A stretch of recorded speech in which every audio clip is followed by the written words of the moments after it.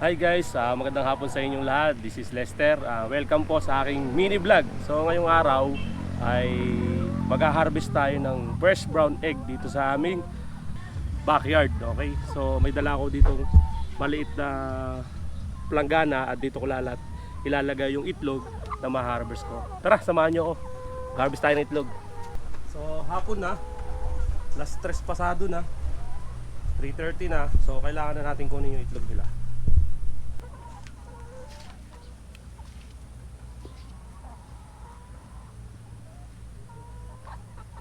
Ayan guys, may itlog. Ayan. So 6. Tapos meron din dito 2, saka doon sa may timba 2.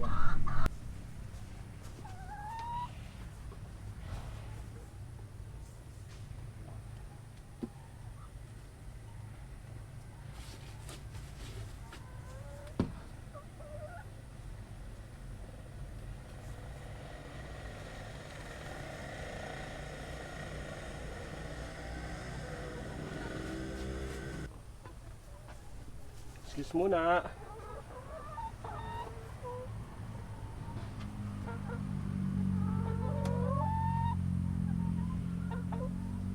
So itong itlog na to ay di ko lang sure kung peewee size or small na.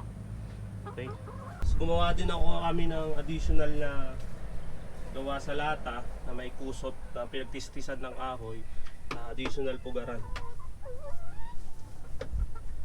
Ito yung nakuha natin sa brown neck. Yan. Fresh yan. Kanina lang yun din yung umaga yung iba dyan. So nasa 11. No? Doon naman tayo sa Rhode Island Red. Kukuha ng itlog.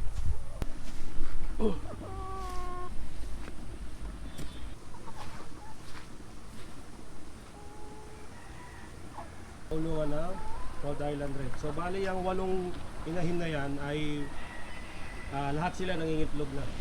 Then kung 8 ba yung itlog dito? 2, 4, 6. 6 lang. So baka yung 2 bukas na mangitlog.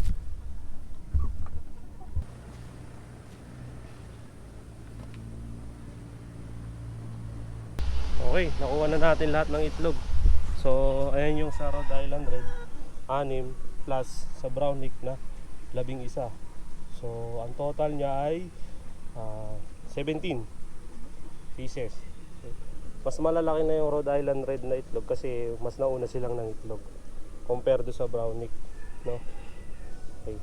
So, yun lang, maraming salamat.